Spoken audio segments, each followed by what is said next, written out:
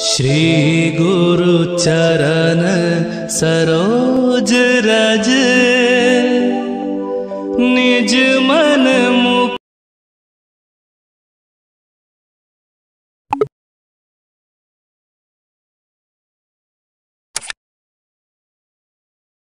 महादेवाय नमः। मैं अनुज मिश्र आप सभी मित्रों का इस चैनल में फिर से स्वागत करता हूं। हम लोग Manusmriti NTA UGC net JRF subject code 25 की इकाई 10 के मनुस्मृति पार्ट पर बात कर रहे हैं। इसी में हम लोगों ने द्वितीय अध्याय के प्रारंभिक संस्कार पर बात कर रहे हैं।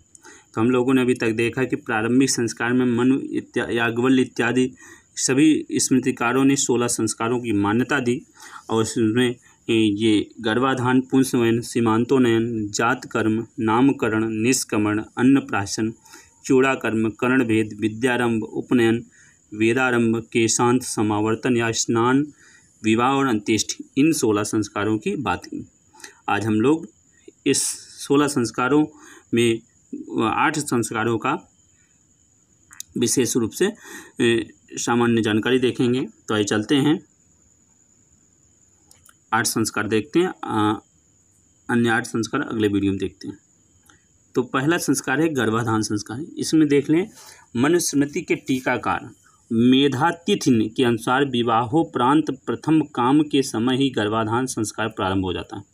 मेघातिथि कहते हैं कि विवाह के बाद प्रथम काम के समय, अर्थात जिसको हम लोग कह सकते हैं सुहागरात कह सकते हैं। सुहागरात के अवसर पर प्रथम यौन संबंध के समय ही गर्भाधान संस्कार का प्रारंभ हो जाता है। मेघातिथि कहते हैं ऐसा। मनु के अनुसार गर्भाधान के लिए प्रथम दिन या पूर्व चंद्र वाले दिन, मनु बताते हैं कि गर्भाधान के लिए प्रथम दिन या पूर्व चंद्र वाले दिन तथा अष्टम और चतुर्दश दिन अर्थात अमावस्या, पूर्णिमा, अष्टमी और चतुर्दशी तिथियां वर्जित हैं। मनु कहते हैं कि गर्भाधान के लिए प्रथम दिन अर्थात जिस विवाह के बाद जो पहला दिन है उसमें, अथवा पूर्व चंद्र वाले दिन अर्थात चंद्रमा के पहले दिन, अथवा अष्टम और चतुर्दश 14वें दिन तथा अर्थात अमावस्या के दिन, पूर्णिमा, अष्टमी और चतुर्दशी तिथियों वर्जित हैं, अर्थात इस समय गर्भाधान संस्कार नहीं करना चाहिए। फिर शोणित दर्शन के दिन से 16 रात्रियाँ, शोणित दर्शन के दिन से 16 रात्रियाँ स्वीकृत हैं। मनु ने कहा है कि शोणित दर्शन से लेकर 16 रात्रियों में गर्भाधान स्वीकृत है। किंतु प्रथम 4 रात्रि, 11वीं रात, प्रथम 4, 11वीं और 13वीं रात्रियाँ अर्थात 6 रात्रियाँ निंदित हैं। देखिए, प्रथम 4, 11वीं, प्रथम 4 रात्रि तो 4 हो गया, फिर 11वीं 5 और 13वीं 6 इत्यादि 6 रात्रियाँ निंदित हैं। फिर देख लें ये कब का मनु स्मृतिकार कहते हैं कि गर्भाधान के लिए प्रथम दिन और पूर्व चंद्र वाले दिन तथा अष्टम और चतुर्दश दिन अर्थात अमावस्या, पूर्णिमा, अष्टमी और चतुर्दशी तिथियां वर्जित हैं। शोणित दर्शन के दिन से 16 रात्रियां स्वीकृत हैं, किंतु प्रथम 4, 11वीं और 13वीं रात्रियां अर्थात 6 रात्रियां निंदित हैं। इस दिन 16 गर्भाधान संस्कार नहीं करने चाहिए। उक्त 10 रात्रियों में से युग्म सम अर्थात जो युग्म सम है, जो सम है, जैसे 6वीं, 8वीं आदि रात्रियां पुंसंतति के लिए अर्थात बालकों के लिए अथवा पुरुष संतान के लिए, और विषम अर्थात 5वीं, 7वीं, 9वीं आदि रात्रियां कन्या संतति के लिए उपयुक्त हैं। मनु कहता है कि जो 10 रात्रियों में युग्म सम अर्थात जोड़ा, जैसे 4, 6, 8 ये रात्रियां जो है रात्रियां पुंसंतति अर्थात पुरुष संतति के लिए अथवा बालकों के लिए, तथा विषम अर्थात 5वीं, 7वीं और 9वीं रात्रियां कन्या प्राप्ति के लिए उपयुक्त मानी जाती हैं। पहला है। फिर दूसरा संस्कार आता है पुंसवन, जिसके करने से पुत्रोत्पत्ति होती है।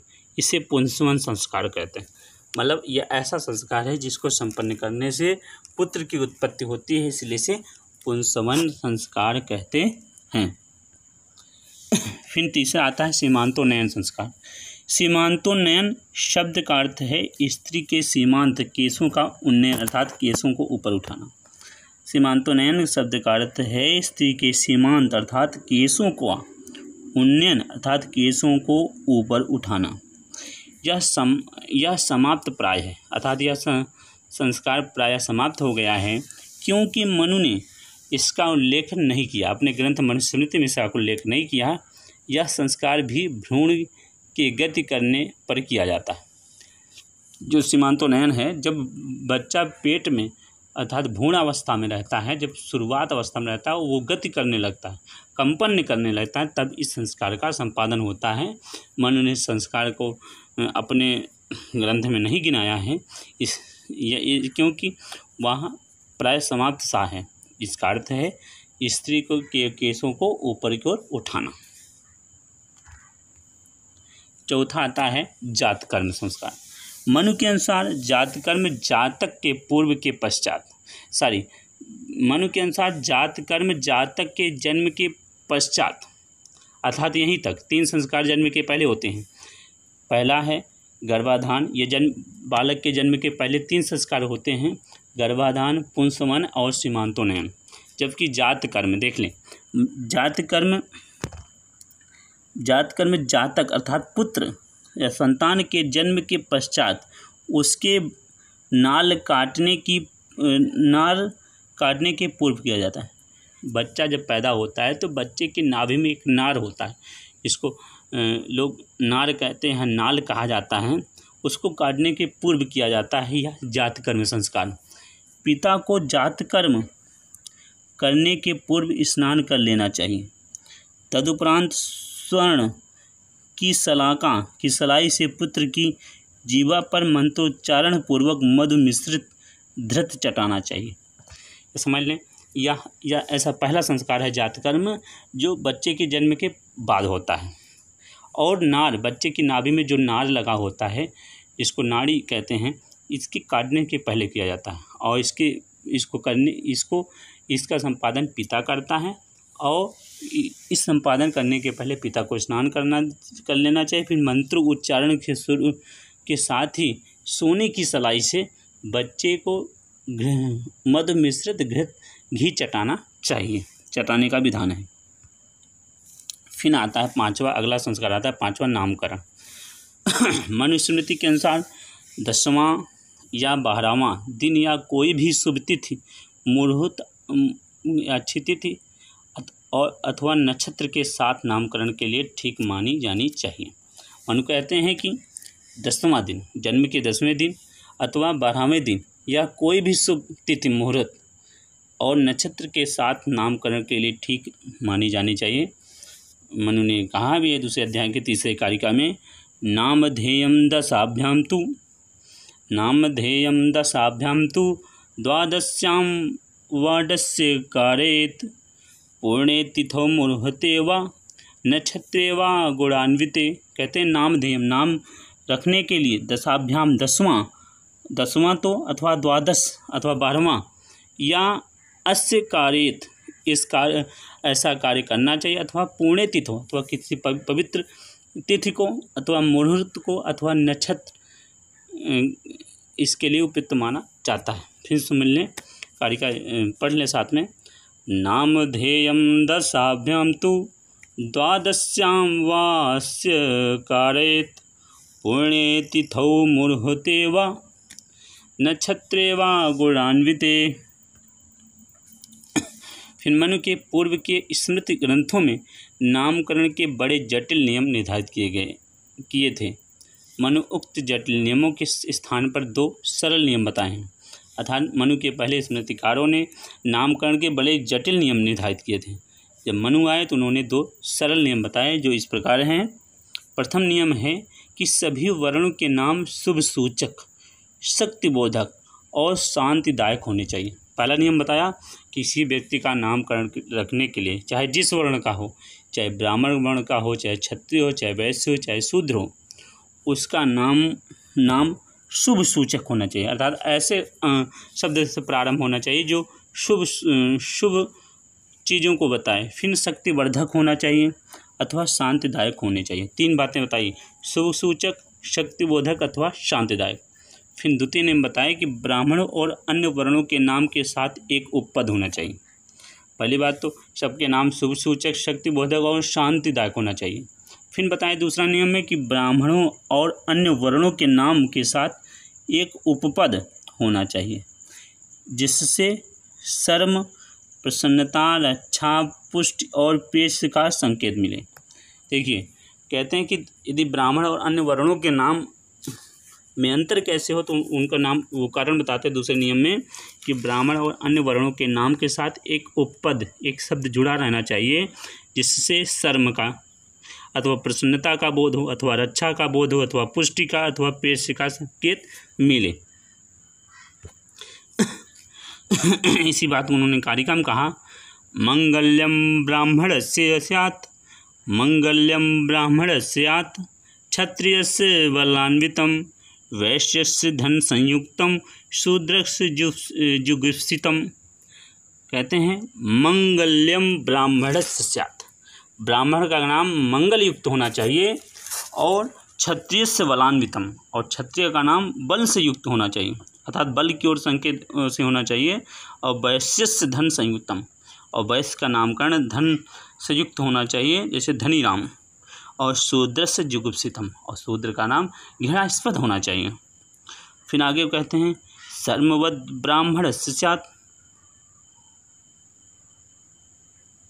फिर बोले शर्मवद ब्राह्मणस्य स्यात्, राज्ञो रक्षा समन्वितम, वैश्यस्य पुष्टि संयुक्तम, शूद्रस्य प्रेस्य संयुक्तम। बोले शर्मवत ब्राह्मण से स्यात्। शर्मवत कहने का प्राय है कि ज्ञान से युक्त अथवा समिधा से युक्त ब्राह्मण का नाम हो, और राज्ञो रक्षा समन्वितम, और राजा का नाम और क्षत्रिय का नाम रक्षा से समन्वित होना चाहिए।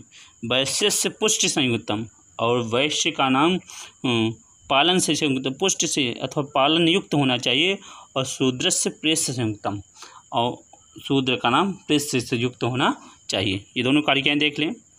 मंगल्यम ब्राह्मणस्य स्यात्, क्षत्रियस्य बलान्वितं, वैश्यस्य धन संयुक्तं, शूद्रस्य जुगुप्सितं, शर्मवद ब्राह्मणस्य स्यात्, राज्ञो रक्षा समन्वितं, वैश्यस्य पुष्टि संयुक्तं, शूद्रस्य प्रेस संयुक्तम। मनु के अनुसार लड़कियों का नामकरण इस तरह होना चाहिए, स्त्रीणाम सुखोदयम, क्रूरम विस्पष्टार्थ मनोहरम, मंगल्यम दीर्घवणान्तमासी, वणादाभिधानवत्। अर्थात स्त्रियों का नाम सुखपूर्वक उच्चारण करने योग्य हो, अक्रूर अथवा स्पष्ट अर्थ वाला, मनोहर मंगल सूचक, अंत में दीर्घ स्वर वाला और आशीर्वाद से युक्त अर्थ होना चाहिए। छठा आता है निष्क्रमण। निष्क्रमण अर्थात बाहर की ओर निकालना। मनुस्मृति के अनुसार शिशु को चौथे दिन अर्थात जन्म के मनुस्मृति के अनुसार शिशु को जन्म के चौथे महीने में निष्क्रमण संस्कार करना चाहिए, अर्थात पिता के द्वारा शिशु को चौथे महीने में घर से बाहर ले जाकर पूर्णिमा को चंद्र दर्शन और शुभ दिन में सूर्य दर्शन कराना चाहिए। चतुर्थे मसि कर्तव्यम शिशो निष्क्रमणम गृहात्। कहते हैं चौथे महीनों में शिशु को घर से निष्क्रमण करना था, निकालना चाहिए। मनुस्मृति में फिर देख लें, शिशु को का चौथे महीने में निष्क्रमण संस्कार करना चाहिए, अर्थात पिता के द्वारा शिशु को चौथे महीने में घर से बाहर ले जाकर पूर्णिमा को चंद्र दर्शन और शुभ दिन में सूर्य दर्शन कराना चाहिए। चतुर्थे मसि कर्तव्यम शिशो निष्क्रमणम गृहात्। फिर सातवां है अन्नप्राशन। मनु के कथन है कि शिशु के छठे महीने में अन्नप्राशन, चौथे महीने में निष्क्रमण और छठे महीने में अन्नप्राशन संस्कार कराना चाहिए। तथा अपने कुल की परंपरा के अनुसार शिव विष्णु आदि देवताओं का दर्शन पूजन आदि शुभ कर्म करते हुए शिशु का विभिन्न कलाओं व शिल्पों के प्रतीकों से परिचय कराना चाहिए। षष्ठे अन्नप्राशनम मासी यद्वेष्टम मंगलम शुक्ले। देख लें लास्ट में है षष्ठे अन्नप्राशनम मासी, षष्ठे अन्नप्राशनम मासी यथेष्टम मंगलम कुले। अर्थात षष्ठे मासी अन्नप्राशनम, छठे महीने अन्नप्राशन करना चाहिए। यथेष्टम यद इष्टम मंगलम कुले, जैसा अपने परिवार के मंगल कुल के अनुसार अर्थात परिवार के परंपरा के अनुसार छठे महीने में अन्नप्राशन संस्कार होना चाहिए। फिर 8वां आता है चूड़ा कर्म। चूड़ा का अर्थ है बाल गुच्छ जो मुंडित सिरिया पर रखा जाता है, इसको शिखा भी कहते हैं, इसे चौल कर्म भी कहते हैं। चूड़ा का अर्थ है बाल गुच्छ जो मुंडित सिर पर रखा जाता है, इसको शिखा भी कहते हैं, इसे चौल कर्म भी कहा जाता है। जिसको हम लोग मुंडन कहते हैं वही चूड़ा कर्म है। मनुष्य ने इस कर्म के लिए पहले या तीसरे वर्ष की व्यवस्था की है। इस कर्म के लिए मनुष्य ने पहले और तीसरे वर्ष की व्यवस्था की है। चूड़ा कर्म द्विजातीनां सर्वेषामेव धर्मतः प्रथमेब्दे तृतीये वा कर्तव्यं श्रुत चोदनात्।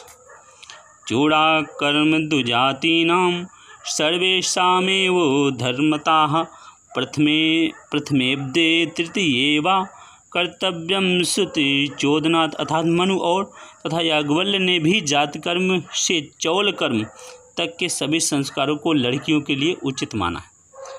अर्थात जात कर्म से चौल कर्म यहाँ तक जहाँ तक हमें है या चूड़ा कर्म तक सभी संस्कार लड़कियों के लिए उपयुक्त माना है।